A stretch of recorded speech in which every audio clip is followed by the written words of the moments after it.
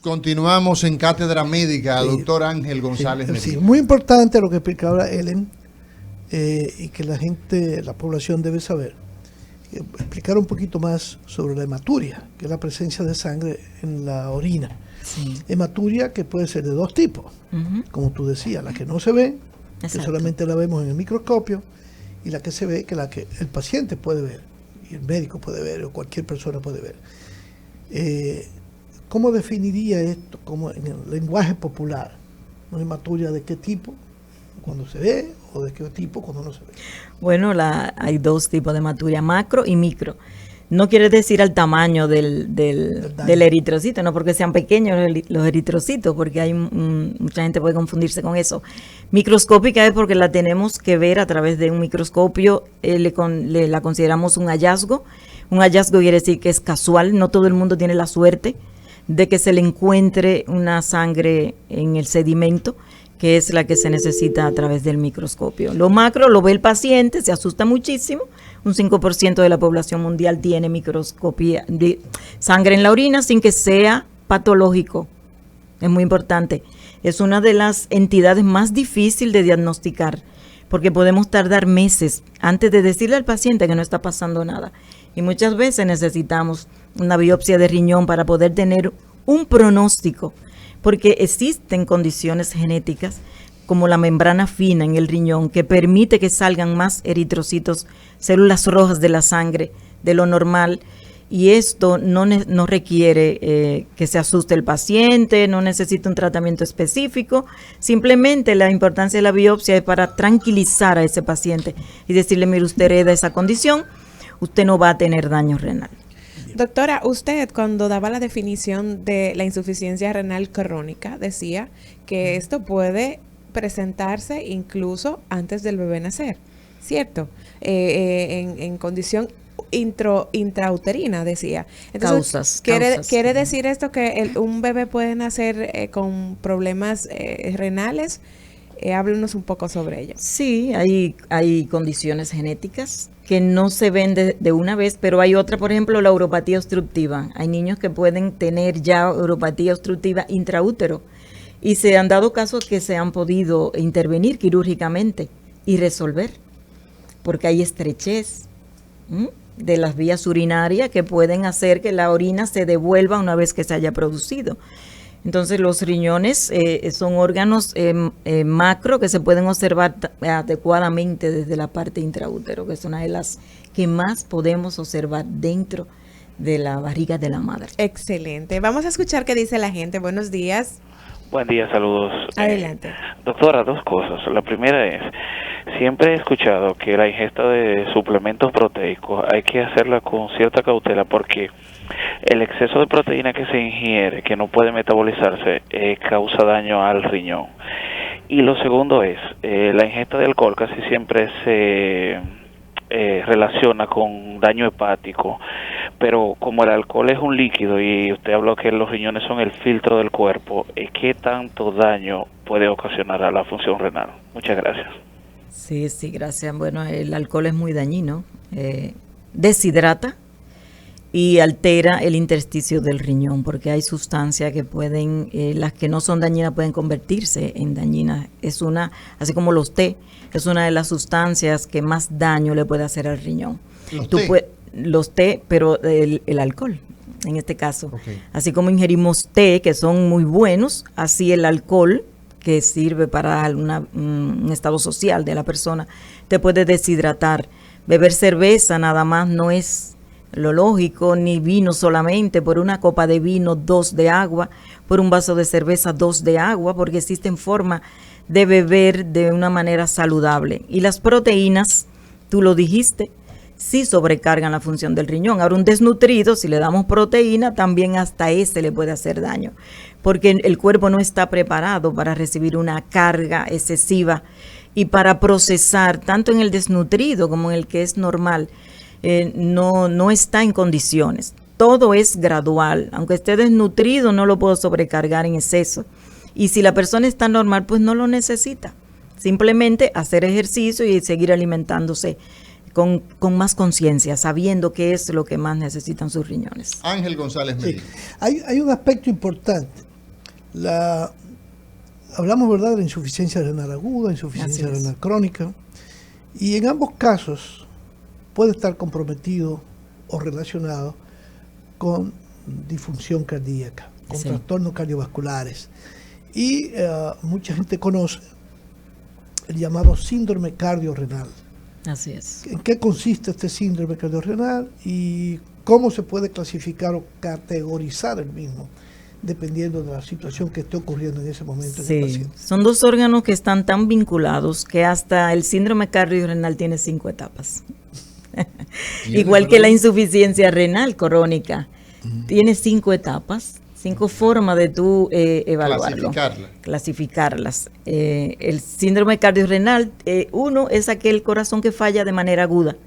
El 2, el que falla de manera O sea, crónica. Si tiene un infarto agudo, Exactamente. un infarto miocárdico, Una fibrilación. gran severo, una arritmia muy severa, entonces se compromete Provoca mucho. fallo Exacto, del compromete, riñón. No hay función, no hay Pero circulación. ¿por qué? Para que la gente lo entienda. Porque es que el riñón es una bomba. Es una bomba que impulsa al sistema toda la sangre. Entonces, si falla de repente, el corazón, perdón, Es que es usted una vive- bomba. usted vive con el Yo riñón. vivo del riñón. Usted vive con ese riñón en la cabeza. Yo vivo del riñón. Sí, entonces el corazón es una bomba que impulsa toda la sangre al sistema, y si los riñones, que son parte del sistema, no lo reciben, un sistema modificado, no reciben la sangre adecuada, pues se van a colapsar, se van a detener en su función de manera aguda: infarto agudo de miocardio, fibrilación auricular, ventricular, Y una arritmia. condición que si persiste, Ujú. se dañan definitivamente. Definitivamente. Y es lo que puede precipitar finalmente la muerte. Y aquí es importante saber la asistencia, la rapidez con la que el médico llega, con la que es llamado, porque igual en la condición de los accidentes cerebrovasculares, es la rapidez con la que el paciente recibe la asistencia que va a marcar esa diferencia. ¿Cómo así? Que va a marcar esa diferencia. Porque estratégicamente, si tú estás con un paciente en UCI y te hace un evento, tú no puedes esperar que la creatinina suba hasta 3 veces el nivel de lo normal. Lo ideal es ¿Qué es que la creatinina, doctor? la creatinina es el tóxico que resulta del trabajo del músculo, que es el marcador principal que tomamos como medida de la función renal. La creatinina es un tóxico que se mide por la cantidad de músculo que tenemos, que todos tenemos una cantidad de músculo equivalente, es estable y por eso la tomamos como medida. Si la creatinina, que en el hombre es hasta 1.3, tú esperas que suba a 4, ya tú estás condenando casi a ese paciente a que quede en diálisis. Porque ya cuando tiene 4, yo tengo que tomar una decisión de dializar al paciente. Cuando tiene 4 de creatinina, hay que dializarlo. Eso es sine qua non en nefrología. Sí. Entonces no puedo escuchar una voz que me dice, vamos a darle chance al riñón. No, es que ya cuando tiene 4, un paciente que tuvo su función renal normal, ya eso es casi quedarse crónico. O peor, la muerte, porque inmediatamente la insuficiencia renal aguda llega, el paciente tiene un 70 a un 100% de posibilidad de morir. Oye, la mortalidad. La mortalidad es cuando En una insuficiencia el paciente renal aguda. tiene una insuficiencia renal aguda. O sea, el riñón se paró Exacto. de funcionar de manera repentina. Sí, porque la insuficiencia renal aguda es prerrenal. significa Antes eso? de llegar, hay un daño a nivel vascular general del O sistema. sea, el riñón está bueno. Sí, el riñón está bien ahí todavía. El problema es antes del riñón. Exactamente. Ha ¿Cómo habido es? una ¿Cómo? pérdida de líquido ¿Qué etapa o de sería sangre. esa? ¿Usted le iba a Prerrenal, son tres etapas que tiene la insuficiencia renal aguda. Prerrenal, antes del riñón. Prerrenal, pérdida de líquido en la mayoría de los casos. Renal, por tóxicos, normalmente intrarrenal o por causa glomerular específica, inmunológica, infecciosa, medicamentosa, muchísimas causas, o de tóxicos internos, ácido úrico, rhabdomiólisis, que es por la destrucción de los músculos, venenos. También la posrenal, que es la última, la otra fase, otro tipo de insuficiencia renal, no la fase, sino otro tipo de causa, que es la uropatía obstructiva. Una vez que se ha producido la orina, no permite la vía urinaria que salga. Es el Entonces, famoso ya- síndrome nefrótico. No, el síndrome nefrótico es intrarrenal. Intrarrenal. Intrarrenal. Entonces, una piedra, por ejemplo, pacientes que tienen los uréteres tapados. Pertenece a la Postrenal. insuficiencia renal postrenal. Exacto, o sea, Aguda postrenal. no se saca la orina y entonces termina dañando el riñón. Comprime la masa del riñón y porque no puede Un salir. aspecto Perdón, importante, como Helen, no hay, espérate, yo confundí el síndrome nefrótico con la hidronefrosis. Ah, Exacto. no. La hidronefrosis La sí hidronefrosis- sería postrenal. Postrenal, Ok, sí, sí, hidronefrosis, me sí. excusan, me excusan. Sí, hidronefrosis sí es algo postrenal. importante que cuando tú hablabas del trabajo muscular, y sería bueno que tú hablaras también de que hay personas Ujú. que pueden tener elevación de la creatinina por un exceso de ejercicio, Sí. por un exceso de actividad muscular, que muchas veces el paciente llega con niveles de creatinina alta, entonces se ve mucho en atletas o personas que escalan a las montañas, que Así es es. importante que se tome muy en cuenta eso. Sí, y esas personas se limitan de ingerir líquido porque no tienen cómo vaciar las vías urinarias. Entonces, si encima toman proteína, creatina, que se utiliza mucho en los gimnasios y eso está haciendo mucho daño, tú estás sobrecargando ¿Cómo es? Escúchame, Helen. la creatina, que es una parte es como un aminoácido. Sí. ¿eh? Es un producto. Un producto Ellos que se utiliza mucho Los en muchachos, el- los muchachos del gimnasio dicen, es un producto. Ajá, un producto. Es un producto. Un producto. Y entonces, para que tú Como el potasio. para que tú cojas mucho músculo, para que coja volumen, Ajá. y entonces terminas con los riñones volados. Y te están sobrecargando de lo que debe Unos salir del galones, riñón. Unos galones de esa Entonces, el proteína. yo Que son mantener tóxicos. este cuerpo escultural por mucho tiempo me pudiera dañar el riñón. Claro. Sí, el sobrepeso, El la cuerpo obesidad. fitness, el cuerpo Exacto. pudiera dañar el riñón por Sí. producción de creatinina. Sí, hay que vigilar en los gimnasios. Hay vigilar. médicos, Y mira- pero tú no puedes iniciar un trabajo sin tú saber cómo está tu metabolismo óseo mineral. Si tú tienes vitamina D adecuadamente, que es la que hace que se pueda utilizar el calcio por el músculo. Entonces, muchas veces ¿Y qué papel juega, Helen? Ahora me mezclaste el calcio con la vitamina. con el riñón. ¿Qué tiene que ver el riñón con el calcio? Bueno, no tiene que ver mucho. No. No tiene que ver mucho, porque no debe llegar el calcio al riñón. Exacto. Tiene que ver la vitamina D, que es la hormona que produce el riñón. Indirectamente, Exacto. el calcio tiene que ver con el riñón. Quien lo maneja realmente es la vitamina D, Pero el riñón sí tiene que ver con la vitamina. con la vitamina D directamente, indirectamente con el calcio. El calcio se tiende a ir por la orina con sustancias tóxicas o cuando tenemos la vitamina D3 baja. Se tiende a ir por la orina. ¿Qué hace en este caso? Precipita, ayuda a que precipiten sustancia y eso hace que formen cálculos, piedra, litiasis en los riñones.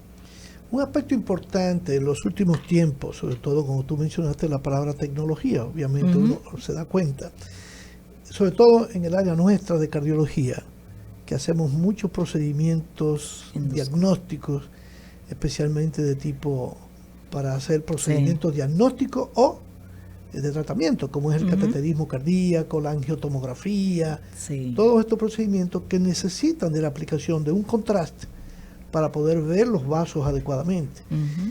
Y obviamente nosotros sabemos que muchos de estos procedimientos, por no decir todos, pero debe ser todos, que el médico tiene que tener pendiente que si va a enviar a un paciente a someterse a un tipo de procedimiento que va a usar contraste, que son tóxicos para el riñón, si el paciente tiene alguna disfunción renal ya, esto va a precipitar que el paciente caiga en fallo renal. Y a veces incluso está evitándolo, o tratando de evitándolo, y tratando el paciente, o tratando de usar menos contraste.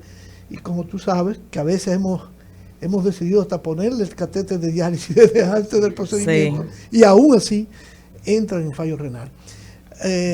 ¿Hay alguna manera, en cualquiera de las etapas o condiciones, que por nosotros pudiésemos evitar o reducir al mínimo ese daño? ¿Qué tú recomiendas? No solamente a los pacientes, sino a los médicos, a los cardiólogos. La atención en este tipo de pacientes debe ser integral.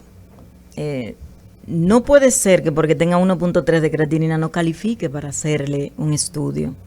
Yo veo que hay mucho miedo Y no debe haber ese miedo. Tiene que haber una adherencia a ese protocolo. Tu médico, si yo mando una autorización de que se le pueda hacer ese estudio a ese paciente, yo veo que la rechazan.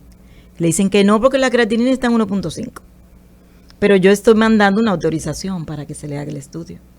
Entonces, se cae hasta en el irrespeto al médico. No, y que tú estás recomendando qué debe hacerse. Entonces, le estoy mandando con una protección renal y le estoy mandando la autorización y aún así le rechazan el estudio al paciente. Entonces, ¿cómo vamos a diagnosticar a los pacientes? ¿Cómo vamos a cambiarle el pronóstico de vida en el paciente? Tú has mencionado una expresión, Helen Hilario, nefróloga, hoy en Cátedra Médica, hablando del riñón y de la relación con el corazón. Protección renal. Hablas de esa palabra. ¿Podemos proteger el riñón? ¿Cómo podemos proteger el riñón? ¿Cuáles son los tips para proteger nuestros riñones? Mira, lo primero que tenemos que ver es la patología de base.